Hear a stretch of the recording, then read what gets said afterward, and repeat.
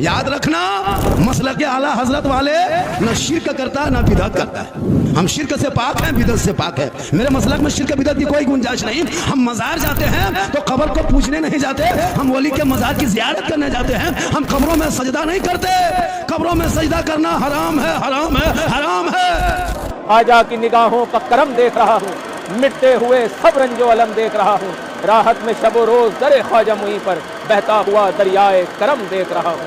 آپ جیسا تو زمانے میں کوئی شاہ نہیں, گدا نواز کوئی ایسی بارگاہ نہیں.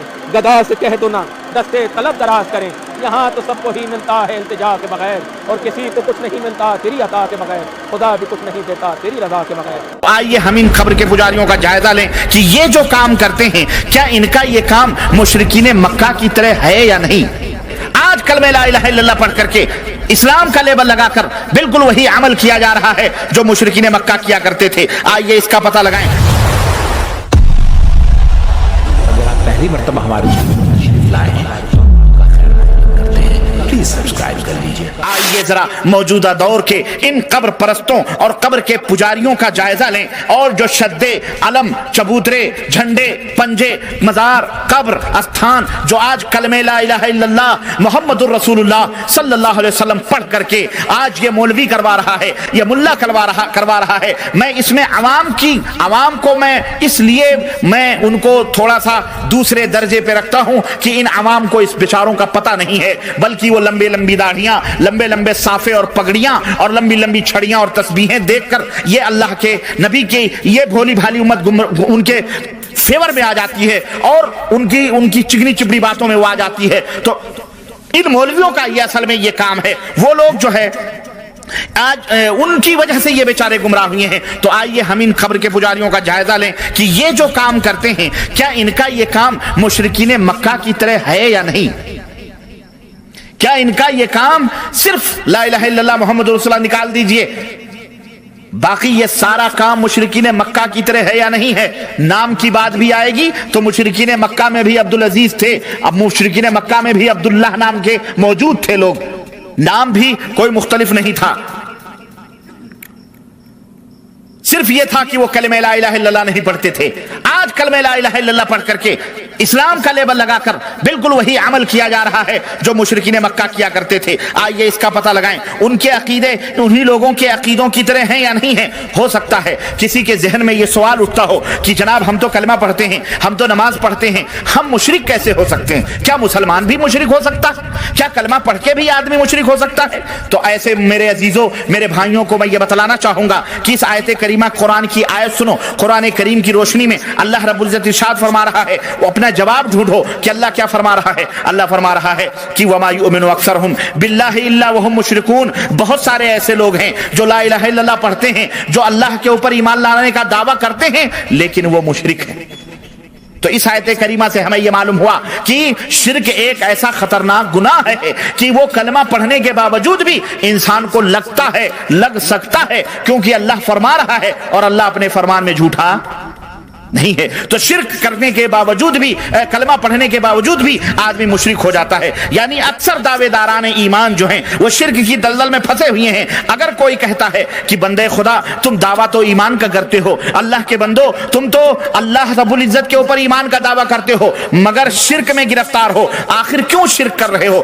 شرک و توحید کو تم کیوں ملا رہے ہو؟ تو جواب دیتے ہیں کہ میاں ہم شرک تھوڑی کر رہے ہیں, بلکہ انبیاء اور اولیاء سے محبت رکھتے ہیں. ان کی عقیدت ان سے ہم الفت کرتے ہیں, ان سے محبت رکھتے ہیں. ان کی عقیدت میں شرک تو تب ہوتا جب ہم انہیں اللہ کے برابر سمجھتے. ہم انہیں اللہ کے برابر سمجھتے, ہم تو انہیں اللہ کا بندہ سمجھتے ہیں, اللہ کا مخلوق سمجھتے ہیں. اللہ نے انہیں یہ قدرت اور یہ تصرف دے دیے ہیں کہ وہ جس کو چاہیں, جس کی بگڑی بنا بنانا چاہیں بنا دیں, جس کو چاہیں بیٹا دیں اور جس کو چاہیں بیٹی دیں. ان کو پکارنا اللہ ہی کو پکارنا ہے, ان سے مدد مانگنا اللہ ہی سے مدد مانگنا ہے، ان سے گریہ وزاری کرنا، ان سے فریاد کرنا در حقیقت اللہ ہی سے فریاد کرنا ہے۔ یہ لوگ اللہ کے بڑے پیارے لوگ ہیں، اللہ کے محبوب بندے ہیں، یہ جو چاہیں کر دیں، یہ جس کو چاہیں عطا کر دیں، ان کو اختیار ہے، یہ ہمارے سفارشی ہیں، یہ ہمارے وکیل ہیں، یہ ہمارے وسیلہ ہیں۔ ارے میاں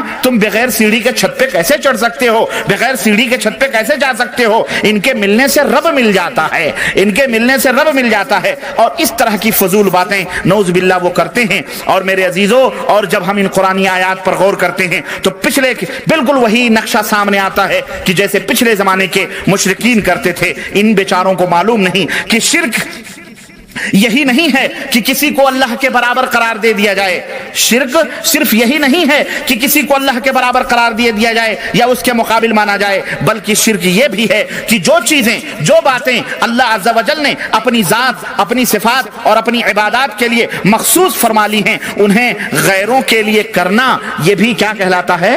شرک کہلاتا ہے۔ مثال کے طور پہ سجدہ کرنا، طواف کرنا، رکوع کرنا، قربانی، منت، مشکل کے وقت پکارنا، قدرت و تصرف وغیرہ، یہ تمام سب چیزیں، یہ سب دوسروں کا بھی کچھ حصہ، ان سب چیزوں میں دوسروں کا بھی کچھ حصہ جاننا، چاہے ذاتی یا عطائی، بہرحال یہ تمام سب شکلیں شرک کی آتی ہیں۔ اور شرک ایک ایسا بھینکر اور ایک ایسا خطرناک گناہ ہے کہ اللہ تبارک و تعالیٰ اس کو کبھی معاف نہیں کرے گا۔ اللہ رب العزت نے قرآن کریم نے فرمایا انہ من یشرک باللہ فقد حرم اللہ علیہ الجنہ، جو اللہ تعالیٰ کے ساتھ شرک کرتے ہوئے مرے گا اللہ جنت کو اس کے اوپر حرام کر دے گا۔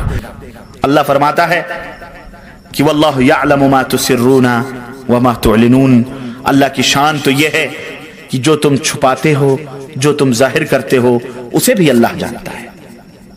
تو ایک گونگا اگر پکارنا چاہے یا غوث المدد تو آواز تو اس کو نہیں نکلتی ہے، دل میں کہے گا نا وہ، تو کیا غوث پاک کو اس کی بھی خبر ہو جاتی ہے؟ سوال ہے۔ یا جن بزرگوں کو لوگ پکارتے ہیں، اگر یہ عقیدہ رکھتے ہیں تو بتاؤ وہ مسلمان ہو سکتے؟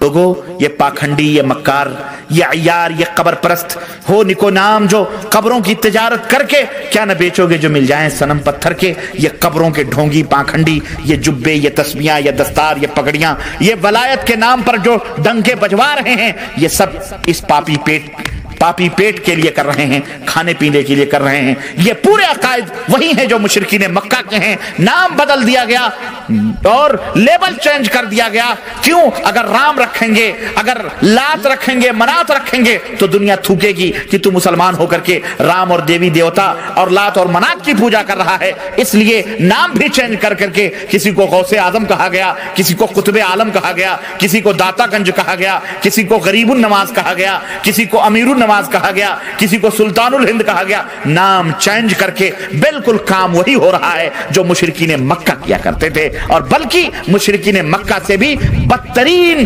قسم کے اعمال آج کل کا یہ کلمہ پڑھنے والا مسلمان کر رہا ہے، جو قبروں کے اوپر جا کر کے، اور میرے عزیز طواف، سجدے، سب کچھ، یہ چاہے جزائر ہو، چاہے یہ مغرب ہو، یہ جتنے بھی کنٹریز ہیں عرب کے، آپ سعودی عربیہ کو چھوڑ کر یہ جتنے بھی قرب و جوار میں ہیں جا کے دیکھیں، گلی گلی میں، سوریا میں، مغرب میں، تیونس میں، مصر میں، گلی گلی میں مزاروں کی پوجا پرستش ہو رہی ہے، اور ان کی ذلت و رسوائی کا یہی حال ہے کہ آج ان کو کوئی مکھی کی طرح بھی نہیں سمجھ رہا ہے۔ ایک مملکت سعودی عربیہ اللہ کے فضل و کرم سے زندہ ہے جو دولت توحید ہے، توحید و سنت کا ملک ہے۔ اللہ سے یہی دعا ہے کہ اللہ اس ملک کو ہمیشہ قائم و دائم رکھے، اور اس کے سربراہان، اس کے ذمہ دار کو اللہ تبارک تعالیٰ دن دونی رات چوگنی زندگی اور ترقی عطا فرمائے۔